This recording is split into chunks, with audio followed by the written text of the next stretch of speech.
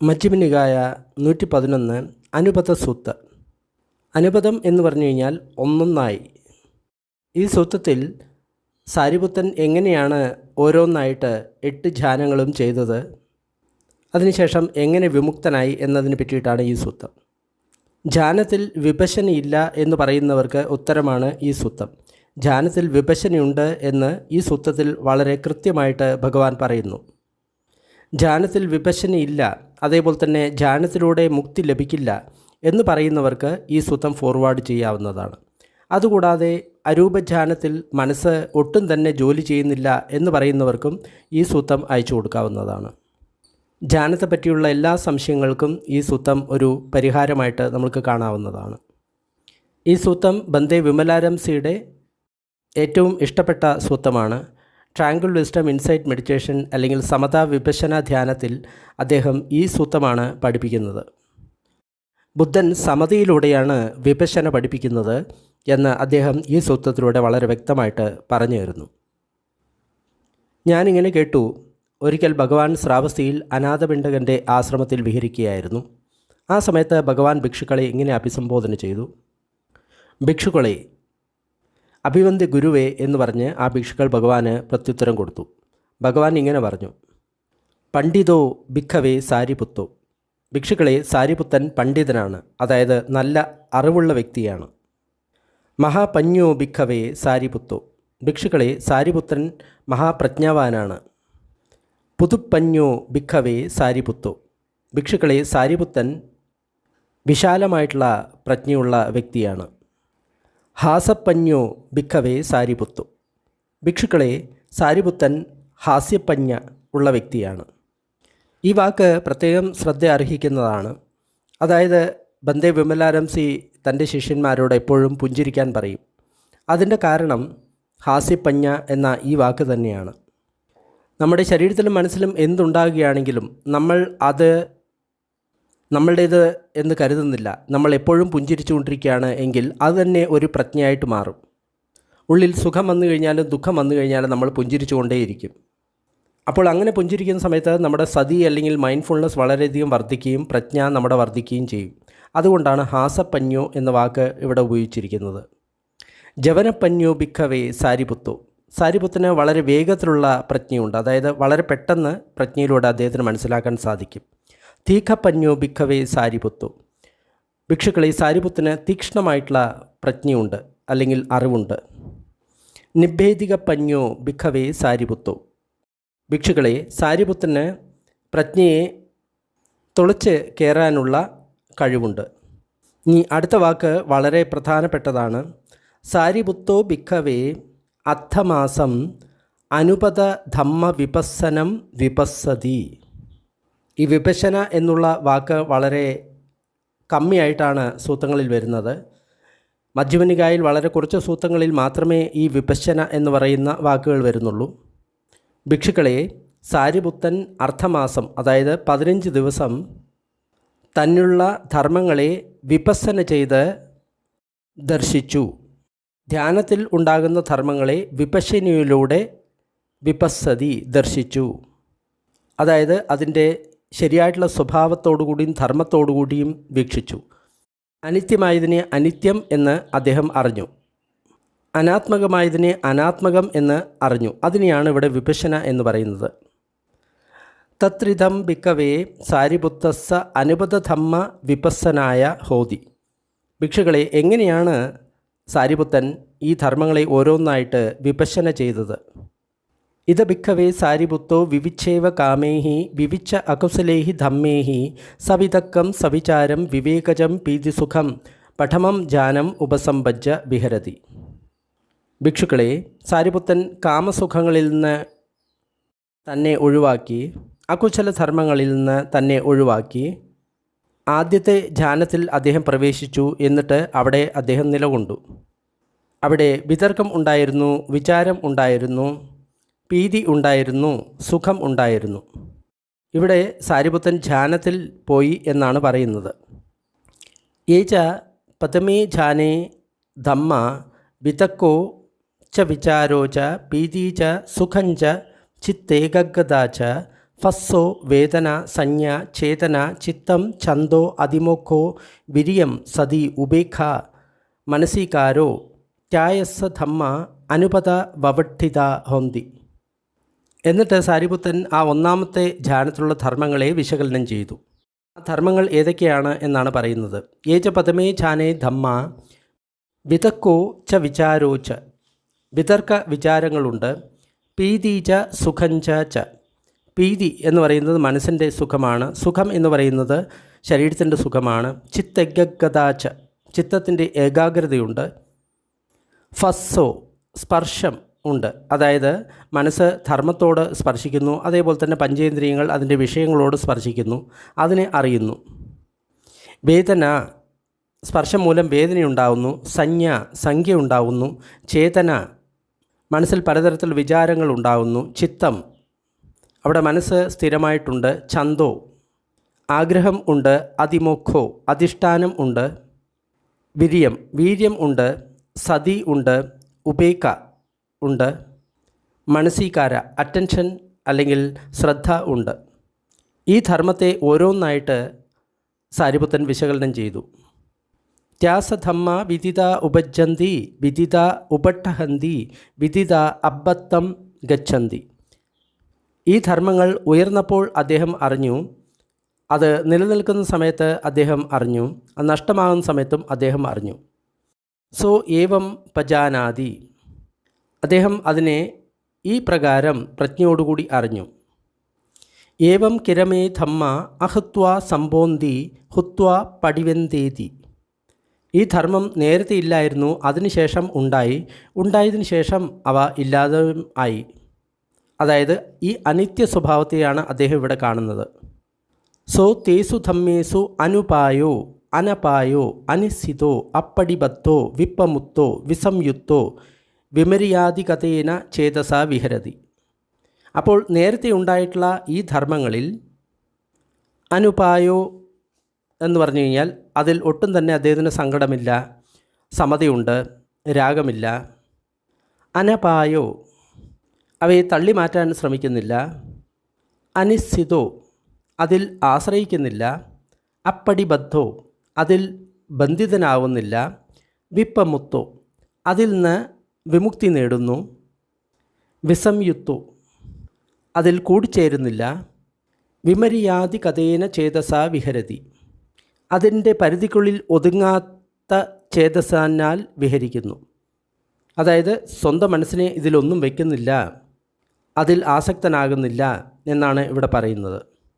ഇത് തന്നെയാണ് വിപശ്യന എന്ന് പറയുന്നത്. അതായത് ഉള്ള ധർമ്മങ്ങൾ അനിത്യമാണ് എന്ന് കണ്ടു, അതുകൂടാതെ അത് അനാത്മകമാണ്, എന്നിലല്ല, ഞാനല്ല എന്ന് കണ്ടു. അതിനാൽ അതിൽ ഒട്ടും തന്നെ ആസക്തിയില്ല. ഇതാണ് വിപശ്യന. സോ അത്തി ഉത്തരി നിസ്സരണന്തി പജാനാതി. അപ്പോൾ സാരിപുത്രന് മനസ്സിലായി ഇതിന് അപ്പുറത്തേക്ക് പോകാൻ സാധിക്കും. തബ് ബഹുലീകാര അത്യുറ്റേ വസ്സ ഹോതി. തുടർച്ചയായിട്ട് അഭ്യസിച്ചപ്പോൾ അങ്ങനെ അതിനപ്പുറത്ത് ഉള്ള കാര്യത്തിൻ്റെ അസ്തിത്വം അദ്ദേഹത്തിന് മനസ്സിലായി. പുനചപരം ഭിഖവേ സാരിപുത്തോ വിതക്ക വിചാരണം വൂപസമ അജത്തം സംപസാദാനം ചേതസോ ഏകോദിഭാവം അവിതക്കം അവിചാരം സമാധിജം പീതിസുഖം ദ്വിതീയം ജാനം ഉപസമ്പജ്ജ വിഹരതി. അതിനുശേഷം ഭിക്ഷുക്കളെ സാരിപുത്തൻ വിതക്ക വിചാരങ്ങളെ ശാന്തമാക്കിക്കൊണ്ട് ഉള്ളിൽ പ്രസന്ന ചിത്തത്തോടുകൂടി വിതർക്ക വിചാരങ്ങളില്ലാതെ പീതി സുഖം എന്നിവ അനുഭവിച്ചുകൊണ്ട് രണ്ടാമത്തെ ധ്യാനത്തിൽ അദ്ദേഹം പ്രവേശിച്ചു. ഏച ദ്വിതീയ ധ്യാനേ ധമ്മേ അജ്ജത്തം സംപസാദോ ച പീതി ച സുഖം ച ചിത്തേകഗത ച ഫസ്സോ വേദന സംജ്ഞ ചേതന ചിത്തം ഛന്ദോ അതിമോഖോ വിരിയം സതി ഉപേക്ഷ മനസീകാരോ ത്യാസധമ്മ അനുപത വഠിത ഹോന്തി. ഈ രണ്ടാമത്തെ ധ്യാനത്തിൽ അതിലുള്ള ധർമ്മങ്ങൾ തൻ്റെ ഉള്ളിൽ പ്രസന്നചിത്തനായിട്ട് അതിനുള്ള ധർമ്മങ്ങളെ അദ്ദേഹം കണ്ടു. പ്രീതിയുണ്ട്, സുഖം ഉണ്ട്, ചിത്തത്തിൻ്റെ ഏകാഗ്രതയുണ്ട്, സ്പർശം ഉണ്ട്, വേദന ഉണ്ട്, സംഖ്യയുണ്ട്, ചേതനയുണ്ട്, ചിത്തമുണ്ട്, ഛന്ദ ഉണ്ട്, അതിമോഖോ അല്ലെങ്കിൽ അധിഷ്ഠാനമുണ്ട്, വീര്യമുണ്ട്, സതിയുണ്ട്, ഉപേക്ഷ ഉണ്ട്, മനസീകാരോ അല്ലെങ്കിൽ മനസ്സിൻ്റെ ശ്രദ്ധ ഉണ്ട്.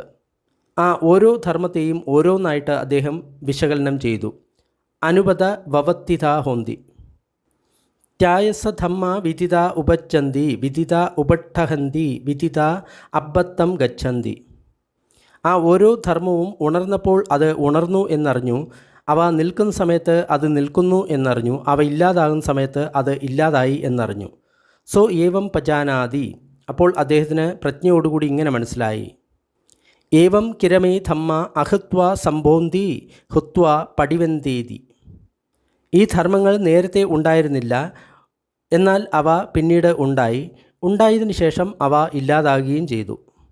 അതായത് ധ്യാനത്തിലുണ്ടാകുന്ന ഓരോ ധർമ്മവും അനിത്യമാണ് എന്ന് അദ്ദേഹം വീക്ഷിച്ചുകൊണ്ടിരിക്കുകയാണ്, അനാത്മകമാണ് എന്ന് അദ്ദേഹം വീക്ഷിച്ചുകൊണ്ടിരിക്കുകയാണ്. അതുതന്നെയാണ് വിപശ്യന.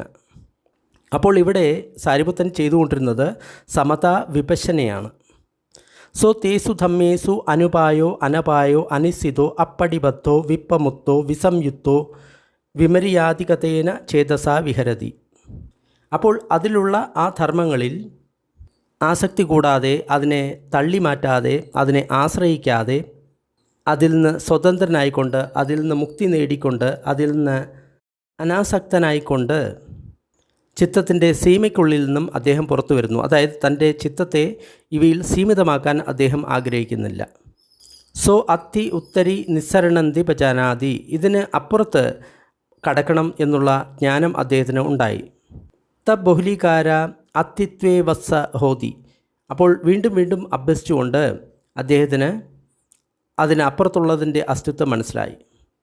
പുനചപരം ഭിക്കവേ സാരിപുത്തോ പീതീയ ച വിരാഗ ഉഭൈഖതോ ച വിഹരതി സതോ ച സമ്പജാനോ സുഖഞ്ച കായേന പടിസംവേദേതി യം തം അരിയ അജിഖന്തി ഉപേഖകോ സതിമാ സുഖവിഹാരീതി തദീയം ധ്യാനം ഉപസമ്പജ്ജ വിഹരതി.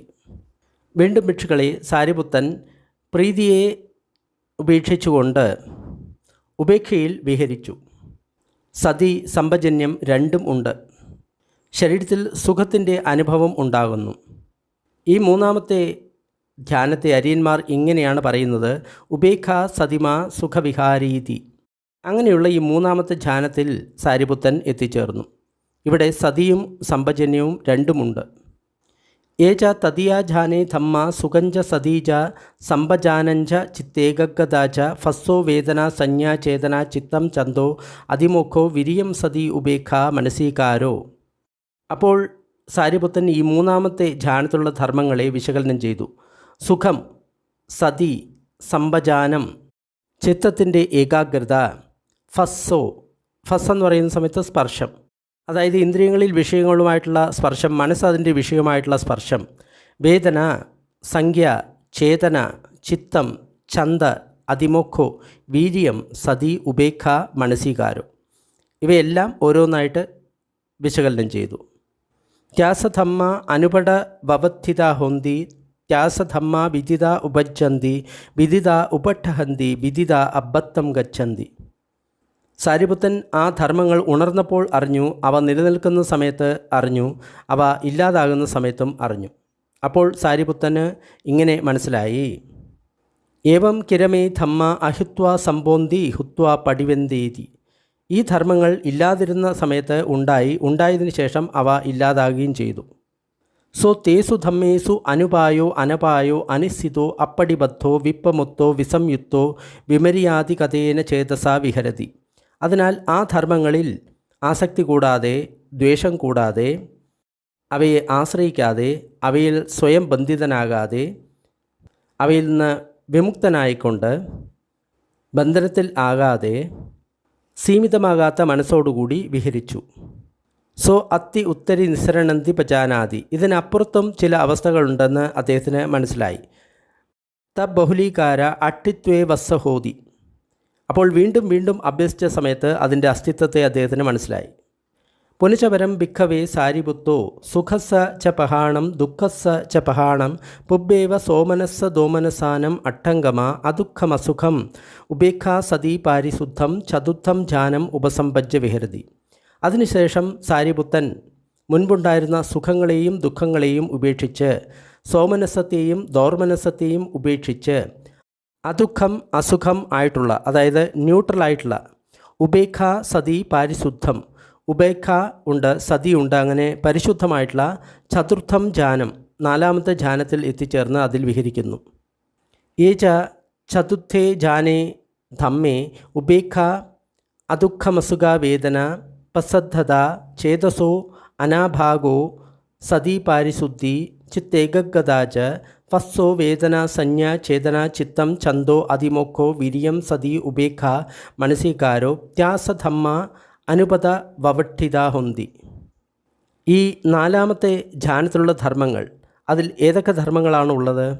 ഉപേക്ഷ, അദുഃഖം അസുഖം വേദന, അതായത് ന്യൂട്രലായിട്ടുള്ള വേദന. പ്രസദ്ധത അല്ലെങ്കിൽ പ്രസദ്ധി, പ്രശാന്തി.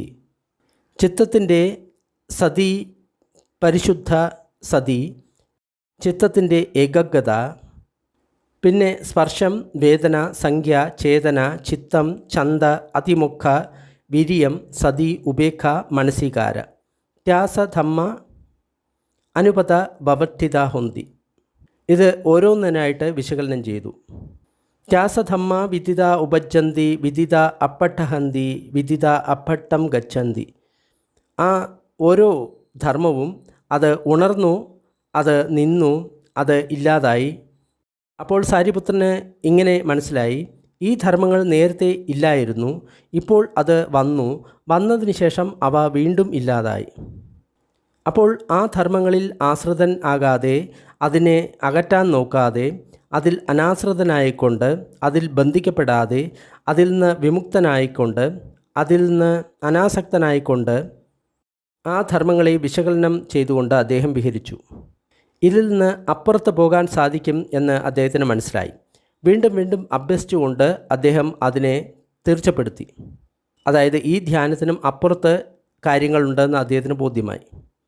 പുനചപരം ഭിക്കവേ സാരിപുത്തോ സബ്ബസോ രൂപസഞ്ജാനം സമതിഖമ പഠികാസഞ്ജാനം അഠ്ഠംഗമ ജ്ഞാനത്വസഞ്ജാനം അമനസീകാര അനന്തോ ആകാശതോതി ആകാശഞ്ചായതനം ഉപസമ്പജ്ജ വിഹരതി. ഈ കാര്യം പ്രത്യേകം ശ്രദ്ധിക്കണം. 4ാമത്തെ ധ്യാനം കഴിഞ്ഞ് ഇപ്പോൾ സാരിപുത്തൻ 5ാമത്തെ ധ്യാനത്തിലേക്ക് പോവുകയാണ്, അതായത് അരൂപ ധ്യാനത്തിലേക്ക് പോവുകയാണ്. പല ഗുരുക്കന്മാരും പറയാറുണ്ട്, ഇവിടെ മനസ്സ് ഒട്ടും തന്നെ ജോലി ചെയ്യുന്നില്ല, നിരോധാവസ്ഥയിലാണ്, മനസ്സ് ഒട്ടും തന്നെ ജോലി ചെയ്യില്ല, മനസ്സ് അവിടെ നിലനിൽക്കില്ല എന്നെല്ലാം പറയുന്നു. തീർച്ചയായിട്ടും അവർക്ക് ഈ സൂത്രം അയച്ചു കൊടുക്കുക. കാരണം 1 തൊട്ട് 7 വരെയുള്ള ചിത്തങ്ങളിൽ മനസ്സ് നിലനിൽക്കുന്നുണ്ട്, 8ാമത്തേതിലും നിലനിൽക്കുന്നുണ്ട്. വീണ്ടും ഭിക്ഷുക്കളെ, സാരിപുത്തൻ രൂപസഞ്ജയെ അതിക്രമിച്ചുകൊണ്ട്, ദ്വേഷസഞ്ജയെ ഇല്ലാതാക്കിക്കൊണ്ട്, നാനാത്മകമായിട്ടുള്ള സംഖ്യയെ ശ്രദ്ധിക്കാതെ, അനന്ത ആകാശം എന്ന് പറയുന്ന ആകാശഞ്ചായതനം എന്ന് പറയുന്ന ധ്യാനത്തിൽ വിഹരിക്കുന്നു. അതായത് 5ാമത്തെ ധ്യാനത്തിൽ എത്തിച്ചേർന്നു. ഇവിടെ ആകാശഞ്ചായതന ധ്യാനത്തിലുള്ള ധർമ്മങ്ങൾ, ആകാശഞ്ചായതന സംജ്ഞ, ചിത്ത ഏകഗത, സ്പർശം, വേദന, സംജ്ഞ, ചേതന, ചിത്തം, ഛന്ദോ, അതിമോക്ഷോ, വിരിയം, സതി, ഉപേക്ഷ, മനസികാരോ. ഈ ഓരോ ധർമ്മങ്ങളും പ്രത്യേകം അദ്ദേഹം വിശകലനം ചെയ്തു. അതായത് ഇപ്പോഴും സ്പർശമുണ്ടാകുന്നുണ്ട്, അതായത് 5ാമത്തെ അരൂപധ്യാനത്തിലും സ്പർശമുണ്ടാകുന്നുണ്ട്, വേദനയുണ്ടാകുന്നുണ്ട്, സംഖ്യ ഉണ്ടാകുന്നുണ്ട്, ചേതന, ചിത്തം, ഛന്ദോ, അതേപോലെ തന്നെ ദൃഢനിശ്ചയം, വീര്യം, സതി, ഉപേക്ഷ, ഇവയെല്ലാം 5ാമത്തെ ധ്യാനത്തിലുണ്ട്. ഇവിടെ മനസ്സ് നിരോധമായിട്ടില്ല എന്നുള്ള കാര്യം പ്രത്യേകം ഓർക്കണം. പല ഗുരുക്കന്മാരും 5ാമത്തെ ധ്യാനം മുതൽ മനസ്സ് ഒട്ടും തന്നെ ജോലി ചെയ്യില്ല എന്ന് പറയുന്നുണ്ട്. അത് തെറ്റാണ്. ഈ ധർമ്മങ്ങൾ ഓരോന്നും ഉണർന്നപ്പോൾ അദ്ദേഹം അറിഞ്ഞു, അത് നിലനിൽക്കുന്ന സമയത്ത് അദ്ദേഹം അറിഞ്ഞു, അത് ഇല്ലാതാകുന്ന സമയത്തും അദ്ദേഹം അറിഞ്ഞു.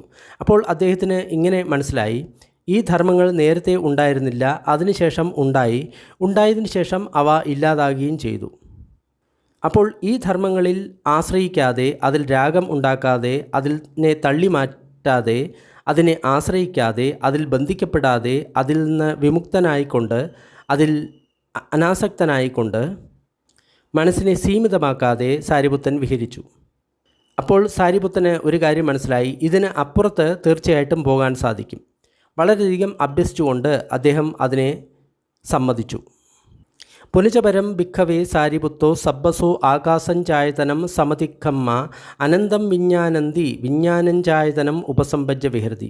അതിനുശേഷം സാരിപുത്തൻ ആകാശം ചായതനം എന്ന ആ ധ്യാനത്തെ അതിക്രമിച്ചുകൊണ്ട് വിജ്ഞാനം അനന്തമാണ് എന്ന് പറയുന്ന ആ വിജ്ഞാനം ചായതന എന്ന് പറയുന്ന ധ്യാനത്തിൽ എത്തിച്ചേർന്നു.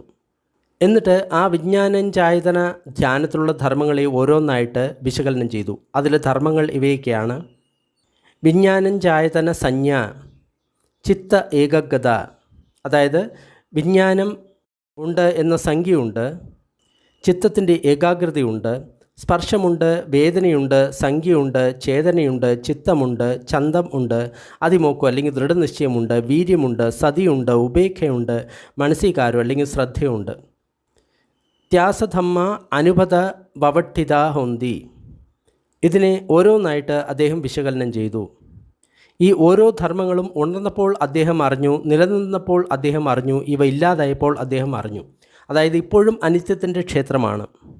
അതിനാൽ പ്രജ്ഞയാൽ അദ്ദേഹം ഇങ്ങനെ മനസ്സിലാക്കി: ഈ ധർമ്മങ്ങൾ നേരത്തെ ഉണ്ടായിരുന്നില്ല, പക്ഷേ അതിനുശേഷം ഉണ്ടായതിനു ശേഷം അവ ഇല്ലാതാകുകയും ചെയ്തു. അതിനാൽ ഈ ധർമ്മത്തിൽ അനാശ്രിതനാകാതെ, അതിനെ തള്ളി മാറ്റാതെ, അതിനെ ആശ്രയിക്കാതെ, അതിൽ ബന്ധിക്കപ്പെടാതെ, അതിൽ നിന്ന് വിമുക്തനായിക്കൊണ്ട്, അതിൽ അനാസക്തനായിക്കൊണ്ട്, മനസ്സിനെ സീമിതമാക്കാതെ അദ്ദേഹം വിഹരിച്ചു. അപ്പോൾ അദ്ദേഹത്തിന് ഒരു കാര്യം മനസ്സിലായി: ഇതിനപ്പുറത്തേക്ക് പോകാൻ സാധിക്കും. വീണ്ടും വീണ്ടും അഭ്യസിച്ചുകൊണ്ട് അത് അദ്ദേഹം സമ്മതിക്കുകയും ചെയ്തു. പുനചപരം ഭിക്കവേ സാരിപുത്തോ സബ്ബസോ വിജ്ഞാനഞ്ചായതനം സമതിഖമ്മ നത്തി കിഞ്ചി അകിഞ്ചന്യായതനം ഉപസമ്പജ്ജ വിഹരതി. അതിനുശേഷം ഭിക്ഷുക്കളെ സാരിപുത്തൻ വിജ്ഞാനഞ്ചായതന എന്ന് പറയുന്ന ആ ധ്യാനത്തെ അതിക്രമിച്ചുകൊണ്ട് നത്തി കിഞ്ചി, അതായത് ഒന്നുമില്ല എന്ന് പറയുന്ന അകിഞ്ചന്യായതനം എന്ന് പറയുന്ന ധ്യാനത്തിൽ എത്തിച്ചേർന്നു. അതായത് ഈ സമയത്ത് നമ്മൾക്ക് ഒന്നുമില്ല എന്ന് പറയുന്ന തോന്നുന്ന ഒരു അവസ്ഥയായിരിക്കും ഉണ്ടാകുക. മനസ്സിൽ ഒട്ടും തന്നെ ചിന്തകളോ ബാക്കിയുള്ള കാര്യങ്ങളോ ഒന്നും തന്നെ ഉണ്ടാകുന്നതല്ല. ഇവിടെ അദ്ദേഹം അകിഞ്ചന്യായതന ധർമ്മങ്ങളെ ഓരോന്നായിട്ട് വിശകലനം ചെയ്തു. അതായത് ഏഴാമത്തെ ധ്യാനത്തിൽ എന്തൊക്കെയാണ് സംഭവിക്കുക, അവിടെയുള്ള ധർമ്മങ്ങൾ ഏതൊക്കെയാണ്. അവിടെ അകിഞ്ചന്യായതന സംജ്ഞ, അകിഞ്ചൻ എന്ന് പറയുന്ന ആ സംജ്ഞയുണ്ട്, ചിത്തത്തിൻ്റെ ഏകാഗ്രതയുണ്ട്, സ്പർശമുണ്ട്, വേദനയുണ്ട്, സംഖ്യയുണ്ട്, ചേതനയുണ്ട്, ചിത്തമുണ്ട്, ചന്ത ഉണ്ട്, അതിമൊക്കോ, വീര്യം, സതി, ഉപേക്ഷ, മനസ്സികാരോ, ഈ എല്ലാ ധർമ്മങ്ങളും ഉണ്ട്. ഇപ്പോഴും അവിടെ സ്പർശമുണ്ട്, വേദനയുണ്ട്, ചിത്തമുണ്ട്, ചേതനയുണ്ട്, സംഖ്യയുണ്ട്. ഈ ഓരോ ധർമ്മത്തെയും ഒന്നൊന്നായിട്ട് അദ്ദേഹം വിശകലനം ചെയ്തു. ഈ ധർമ്മങ്ങൾ ഉണർന്നപ്പോൾ അദ്ദേഹം അറിഞ്ഞു, നിലനിൽക്കുന്ന സമയത്ത് അറിഞ്ഞു, ഇല്ലാതാകുന്ന സമയത്തും അറിഞ്ഞു. അപ്പോൾ അദ്ദേഹത്തിന് ഇങ്ങനെ മനസ്സിലായി: ഈ ധർമ്മങ്ങൾ നേരത്തെ ഇല്ലായിരുന്നു, അതിനുശേഷം ഇവ ഉണ്ടായതിനു ശേഷം ഇവ ഇല്ലാതാകുകയും ചെയ്തു. ഈ ധർമ്മങ്ങളെ ഓർത്തുകൊണ്ട് അദ്ദേഹം ഈ തരത്തിൽ ധ്യാനിച്ചു. അതിൻ്റെ അടുത്ത് പോവുകയോ അല്ലെങ്കിൽ അതിൽ ആസക്തനാകുകയോ അതിനെ തള്ളിമാറ്റാൻ ശ്രമിക്കുകയോ ചെയ്തില്ല. അവയിൽ നിന്ന് അനാശ്രിതനായിട്ട്, അവയിൽ ബന്ധിക്കപ്പെടാതെ, അവയിൽ നിന്ന് മുക്തനായിക്കൊണ്ട്, അതിൽ നിന്ന് അനാസക്തനായിക്കൊണ്ട്, മനസ്സിൽ അതിരുകളില്ലാതെ അദ്ദേഹം വിഹരിച്ചു. അതായത് ഇതിൽ ഏതെങ്കിലും മനസ്സ് പെടുകയാണെങ്കിൽ മനസ്സിന് അതിരുകളുണ്ടായി, പക്ഷേ ഇതിൽ ഒന്നിലും പെട്ടില്ല എങ്കിൽ മനസ്സിന് അതിരുകൾ ഇല്ലാതായി. അപ്പോൾ ഇതിന് അപ്പുറത്തും പോകാൻ സാധിക്കും എന്ന് അദ്ദേഹത്തിന് മനസ്സിലായി. അപ്പോൾ വീണ്ടും വീണ്ടും അഭ്യസിച്ചുകൊണ്ട് അത് അദ്ദേഹത്തിന് സമ്മതിക്കുകയും ചെയ്തു. പുനചപരം ഭിക്കവേ സാരിപുത്തോ സബ്ബസോ അകിഞ്ചന്യായതനം സമതിക്കമ്മ നേവസന്യാ നാസന്യായതനം ഉപസമ്പജ്ജ വിഹരതി. അതിനുശേഷം ഭിക്ഷുക്കളെ സാരിപുത്തൻ ഈ അകിഞ്ചന്യായതനം എന്ന് പറയുന്ന ആ ഏഴാമത്തെ ധ്യാനം മറികടന്നുകൊണ്ട് നേവസന്യാ നാസന്യായതനം എന്ന് പറയുന്ന ധ്യാനത്തിൽ എത്തിച്ചേർന്നു. അതായത് സംഖ്യ ഉണ്ടോ സംഖ്യ ഇല്ലയോ എന്ന് പറയാൻ എളുപ്പമല്ല ഈ സമയത്ത്. കാരണം മനസ്സ് ആ സൂക്ഷ്മതയിൽപ്പെട്ടിരിക്കുന്ന അവസ്ഥയാണ്. ഈ ധ്യാനത്തിൽ ഇരിക്കുന്ന സമയത്ത് നമ്മൾ ഇതിൽ ഇരിക്കുകയാണ് എന്ന് നമ്മൾക്ക് ആ സമയത്ത് അറിയില്ല. കാരണം ഞാൻ എന്ന് പറയുന്ന ആ വസ്തു, അതായത് സംഖ്യ അവിടെ ഒട്ടും തന്നെ വർക്ക് ചെയ്യാത്ത ഒരു അവസ്ഥയാണ്. ചിലപ്പോൾ ഉണ്ട്, ചിലപ്പോൾ ഇല്ല, ആ അവസ്ഥയിലാണ്. അതായത് ഒരു അർത്ഥബോധാവസ്ഥയിലാണ് ആ സമയത്ത് ഉണ്ടാകുക. സോ തായ സമാപത്തിയ സതോ വുട്ടഹതി. ആ ഉപലബ്ധിയിൽ നിന്ന് സതിയോടുകൂടി അദ്ദേഹം പുറത്തു വരുന്നു. അതായത് പുറത്തു വരുന്ന സമയത്ത് സതി അല്ലെങ്കിൽ അവയർനെസ് അല്ലെങ്കിൽ മൈൻഡ്ഫുൾനെസ് അദ്ദേഹത്തിനുണ്ട്. ആ അവസ്ഥയിൽ നിന്ന് പുറത്തു വരുന്ന സമയത്ത് അതിൽ കഴിഞ്ഞു പോയിട്ടുള്ള ധർമ്മങ്ങളെ, അതിൽ അവസാനിച്ച ധർമ്മങ്ങളെ, അതിൽ മാറിയ ധർമ്മങ്ങളെ ഓർത്തെടുക്കാൻ അദ്ദേഹം ശ്രമിച്ചു. അതായത് ഈ സമയത്ത് മനസ്സ് വളരെ സൂക്ഷ്മമായിട്ടുള്ള അവസ്ഥയാണ്, അത് ജോലി ചെയ്യില്ല. അപ്പോൾ എട്ടാമത്തെ ധ്യാനത്തിൽ നിന്ന് പുറത്തു വരുന്ന സമയത്താണ് നമ്മൾ കുറച്ച് സമയം അതിൽ എന്തായിരുന്നു നടന്നു എന്നുള്ളത് നമ്മൾ വീണ്ടും ചിന്തിക്കുകയാണ്. ധ്യാനത്തിൽ നിന്ന് പുറത്തു വന്നതിന് ശേഷമാണ് നമ്മൾ അത് ചിന്തിക്കുന്നത്. അപ്പോൾ അവിടെ എന്തെല്ലാം ധർമ്മം ഉണ്ടായിരുന്നു, അതിനുശേഷം അവ ഇല്ലാതായി, എന്തെല്ലാം ധർമ്മം മാറി എന്നതിനെ പറ്റിയെല്ലാം നമ്മൾക്ക് ഓർത്തെടുക്കാൻ സാധിക്കും. അപ്പോൾ അവിടെ ഇല്ലാതിരുന്ന ധർമ്മങ്ങൾ അവിടെ ഉണ്ടായ ധർമ്മങ്ങൾ ഇല്ലാതാകുകയും ചെയ്തു. ഈ ധർമ്മങ്ങളിലും അനുപായോ അനപായോ അനിശ്ചിതോ, ഈ ധർമ്മങ്ങളിലും ആശ്രിതൻ ആവാതെ, അതിനെ തള്ളിമാറ്റാതെ, അതിൽ ആസക്തിയില്ലാതെ, അതിൽ ബന്ധിക്കപ്പെടാതെ, അതിൽ വിമുക്തനായിക്കൊണ്ട്, അനാസക്തനായിക്കൊണ്ട്, പരിധിയില്ലാത്ത ചേതസ്സിനാൽ വിഹരിക്കുന്നു. ഇതിന് അപ്പുറത്തും കടക്കാൻ സാധിക്കും എന്ന് അദ്ദേഹത്തിന് മനസ്സിലാകുന്നു. വീണ്ടും വീണ്ടും അഭ്യസിക്കുന്ന സമയത്ത് അതിനപ്പുറത്ത് കടക്കാൻ പറ്റും എന്ന് അദ്ദേഹത്തിന് മനസ്സിലാവുന്നു. പുനചപരം ഭിഖവേ സാരിപുത്തോ സബ്ബസോ നേവസന്യാ നാസന്യായതനം സമതിക്കമ്മ സന്യാവേദീത നിരോധം ഉപസഞ്ച വിഹരതി പഞ്ഞായ ചസ്സ ദിസ്വ ആസവ പരിക്ഷീണാഹൊന്തി. വീണ്ടും ഭിക്ഷുക്കളെ സാരിപുത്തൻ ഈ നേവസന്യ നാസന്യായതന എന്ന് പറയുന്ന ആ 8ാമത്തെ ധ്യാനത്തെ അതിക്രമിച്ചുകൊണ്ട് സന്യാവേദീത നിരോധം, അതായത് അവിടെ സംഖ്യയും അതേപോലെ തന്നെ വേദനയും അവിടെ ഒട്ടും തന്നെ ഉണ്ടാകുന്നില്ല, ആ അവസ്ഥ അത് നേടുന്നു. പഞ്ഞായ ചസ്സ ദിസ്വ ആസവ പരിക്കീണാഹൊന്തി. അതായത് ഈ സമയത്ത് മനസ്സ് പരിപൂർണമായിട്ടും നിന്ന പോലെയാണ്. അതിൽ നിന്ന് പുറത്തു വരുന്ന സമയത്ത് ആ സമയത്താണ് നിർവ്വാണം ഉണ്ടാകുന്നത്. അതുകൊണ്ടാണ് പഞ്ഞായ ചസ്സ ദിസ്വ, പ്രജ്ഞയാൽ അതിനെ കണ്ടുകൊണ്ട് ആസവങ്ങളിൽ നിന്ന് വിമുക്തമാകുന്നു. അതായത് ഈ സമയത്താണ് നമുക്ക് 4 ആര്യസത്യങ്ങൾ കാണാൻ സാധിക്കുന്നത്. സോ തായ സമാപത്തിയ സതോ വുട്ടഹതി, ആ ഉപലബ്ധിയിൽ നിന്നും സാരിപുത്തൻ സതി അല്ലെങ്കിൽ മൈൻഡ്ഫുൾനെസ്സോടുകൂടി പുറത്തു വരുന്നു. സോ തായ സമാപത്തിയ സതോ വുട്ടഹിത്വ യേ ധമ്മ അതീത നിരുദ്ധ വിപരിണത തേ ധമ്മേ സമനുപസ്സതി. ആ സമാപത്തിയിൽ നിന്ന് സാരിപുത്തൻ സതിയോടുകൂടി പുറത്തു വരുന്നു. എന്നിട്ട് അതിലും ഉണ്ടായിട്ടുള്ള ധർമ്മങ്ങൾ അത് നിരുദ്ധമായി ഇല്ലാതായി, അവ മാറിമറിഞ്ഞു. ആ ധർമ്മത്തെ ഓർത്തെടുക്കാൻ ശ്രമിച്ചു. അതായത് 8ാമത്തെ ധ്യാനത്തിലും അദ്ദേഹത്തിന് ധ്യാനത്തിൽ നിന്ന് ഉണർന്നതിന് ശേഷമാണ് കാര്യങ്ങളെ ഓർത്തെടുക്കാൻ ശ്രമിച്ചത്. അതേപോലെ തന്നെ സന്യാവേദീത നിരോധ എന്ന് പറയുന്ന ഈ അവസ്ഥയിലും ആ അവസ്ഥയിൽ നിന്ന് പുറത്തു വന്നതിന് ശേഷമാണ് അവിടെ നടന്നുള്ള കാര്യങ്ങളെ ഓർത്തെടുക്കാൻ ശ്രമിക്കുന്നത്.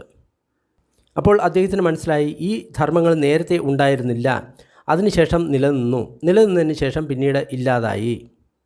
അപ്പോൾ ഈ ധർമ്മങ്ങളിൽ ഒന്നും ആശ്രയിക്കാതെ, അതിനെ തള്ളിമാറ്റാതെ, അതിൽ ആസക്തി ഉണ്ടാകാതെ, അതിനെ കൂട്ടിപ്പിടിക്കാതെ, അതിൽ ബന്ധിതനാകാതെ, അതിൽ നിന്ന് മുക്തനായിക്കൊണ്ട്, അതിൻ്റെ ബന്ധനത്തിൽപ്പെടാതെ, മനസ്സിനെ പരിമിതമാക്കാതെ അദ്ദേഹം വിഹരിക്കുന്നു. അതായത് 8ാമത്തെ ധ്യാനവും അതിന് അപ്പുറത്തുള്ള നിർവ്വാണത്തിൻ്റെ ധ്യാനവും രണ്ടിലും അദ്ദേഹം പിന്നീട് അതിൽ ഒരിക്കലും ആസക്തനാകുന്നില്ല. നിർവ്വാണം ഉണ്ടായിക്കഴിഞ്ഞാൽ കൂടി അതിനെ സ്വന്തം മനസ്സിനോട് കൂട്ടിപ്പിടിക്കുന്നില്ല, അത് വേണം എന്ന് പറയുന്നില്ല. അതിൽ അനാശ്രിതനായിക്കൊണ്ട്, അതിൽ നിന്ന് വിമുക്തനായിക്കൊണ്ടാണ് അദ്ദേഹം വീണ്ടും അഭ്യസിക്കുന്നത്. സോ നത്തി ഉത്തരി നിസ്സരണന്തി പജാനാതി. അപ്പോൾ ഇതിന് അപ്പുറത്തെ മറ്റൊരു അവസ്ഥയുമില്ല എന്ന് അദ്ദേഹത്തിന് പ്രജ്ഞാപൂർവം മനസ്സിലാകുന്നു. എങ്കിലും തബ് ബഹുലീകാര നത്തി ത്വേ വസ്സഹോതി. വീണ്ടും വീണ്ടും പരിശ്രമിച്ചു, എങ്കിലും ഇതിനപ്പുറത്ത് ഒന്നുമില്ല എന്ന് മനസ്സിലായി. അതിനാൽ ഭിക്ഷുക്കളെ ആരെപ്പറ്റിയെങ്കിലും ഇങ്ങനെ ശരിയായിട്ട് പറയേണ്ടതുണ്ട്. ആര്യശീലത്തിലും ആര്യസമാധിയിലും ആര്യപ്രജ്ഞയിലും ആര്യവിമുക്തിയിലും ഏതെങ്കിലും ഒരു വ്യക്തി പരിപൂർണ കുശലത നേടി, അതിൽ പരിപൂർണ ജയം നേടി എന്ന് പറയുകയാണെങ്കിൽ അത് സാരിപുത്തൻ തന്നെയാണ്. അതേപോലെ തന്നെ ആരെങ്കിലും ഇങ്ങനെ പറയാൻ നമ്മൾ ആഗ്രഹിക്കുകയാണ്, അവർ ബുദ്ധന് പിറന്ന പുത്രനാണ്, അദ്ദേഹത്തിൻ്റെ വായിൽ നിന്നും ഉൽപ്പന്നമായിട്ടുള്ള പുത്രനാണ്, അതായത് അദ്ദേഹത്തിൻ്റെ ഉപദേശം കേട്ട് അതിൽ നിന്ന് മുക്തനായിട്ടുള്ള വ്യക്തിയാണ് എന്നാണ് അതിൻ്റെ അർത്ഥം. അദ്ദേഹത്തിൻ്റെ ധർമ്മത്തിൽ നിന്നും ഉൽപ്പന്നനായിട്ടുള്ള പുത്രനാണ്, അദ്ദേഹത്തിൻ്റെ അഭ്യാസത്തിൽ നിന്നും ഉണ്ടായിട്ടുള്ള പുത്രനാണ്, ധർമ്മത്തിൻ്റെ അവകാശിയാണ്, ഭൗതിക സ്വത്തിൻ്റെ അവകാശിയല്ല എന്ന് നമ്മൾ ആരെയും പറ്റി പറയുകയാണെങ്കിൽ അത് സാരിപുത്തൻ തന്നെയാണ്. തഥാഗതനാൽ പ്രവർത്തിക്കപ്പെട്ട ആ അനുത്തര ധമ്മചക്രം തീർച്ചയായിട്ടും സാരിപുത്തൻ അതിനെ പ്രവർത്തിപ്പിച്ചുകൊണ്ടേയിരിക്കും. അതാണ് ബുദ്ധൻ പറഞ്ഞത്. ഭിക്ഷുക്കൾ ഭഗവാന്റെ വചനത്തിൽ തൃപ്തരായി. എന്നിട്ട് ഭഗവാൻ പറഞ്ഞതിനെ അനുമോദിച്ചു. അനുപത സൂത്തം നിഷ്ഠിതം. ധ്യാനത്തെക്കുറിച്ചുള്ള എല്ലാ കാര്യങ്ങളും ഇതിലുണ്ട്. അതായത് ധ്യാനത്തിൽ ധ്യാനം മാത്രമല്ല വിപശ്യനയുമുണ്ട് എന്ന് ഈ സൂത്രം വളരെ വ്യക്തമായിട്ട് പറയുന്നു. ആ ധ്യാനത്തിലുള്ള ധർമ്മങ്ങളെ അനിത്യ സ്വഭാവത്തോടുകൂടി നമ്മൾ കാണുന്നു. അപ്പോഴാണ് വിപശ്യന അവിടെ ജോലി ചെയ്യുന്നത്. അപ്പോൾ ഭഗവാൻ പഠിപ്പിച്ചത് സമത വിപശ്യന ധ്യാനമാണ് എന്ന് ഈ സൂത്രത്താൽ നമുക്ക് വളരെയധികം വ്യക്തമായിട്ട് മനസ്സിലാകുന്നു. കൂടുതൽ സൂത്രങ്ങൾ ഡിസ്ക്രിപ്ഷൻ ബോക്സിലുണ്ട്. വീഡിയോ ഇഷ്ടപ്പെട്ടു കഴിഞ്ഞാൽ ലൈക്ക് ചെയ്യുക, ഷെയർ ചെയ്യുക. കുറച്ച് സമയത്തേക്ക് പുണ്യവിതരണത്തിൻ്റെ അഭ്യാസം ചെയ്യുക. ദുഃഖം അനുഭവിക്കുന്ന സർവ്വപ്രാണികളും ദുഃഖത്തിൽ നിന്ന് വിമുക്തരാകട്ടെ. ഭയം അനുഭവിക്കുന്ന സർവ്വപ്രാണികളും ഭയത്തിൽ നിന്ന് വിമുക്തരാകട്ടെ. ശോകം അനുഭവിക്കുന്ന സർവ്വപ്രാണികളും ശോകത്തിൽ നിന്ന് വിമുക്തരാകട്ടെ. എല്ലാ പ്രാണികൾക്കും മുക്തി ലഭിക്കട്ടെ. നമ്മൾ നേടിയ ഈ പുണ്യത്തിൽ സർവ്വജീവികളും പങ്കാളികളാകട്ടെ. അതുമൂലം സർവ്വപ്രാണികൾക്കും സുഖവും സന്തോഷവും ഉണ്ടാകട്ടെ. ഭൂമിയിലും ആകാശത്തിലും ഉള്ള സർവ്വപ്രാണികളും അധോലോകത്തെയും മനുഷ്യലോകത്തെയും ദേവലോകത്തെയും രൂപ അരൂപ ബ്രഹ്മലോകത്തിലെയും സർവ്വപ്രാണികളും നമ്മളുടെ ഈ പുണ്യത്തിൽ പങ്കാളികളാകട്ടെ. അതിശക്തരായിട്ടുള്ള ദേവന്മാരും ബ്രഹ്മന്മാരും ബുദ്ധശാസനത്തെ സംരക്ഷിക്കട്ടെ. സാധു സാധു സാധു.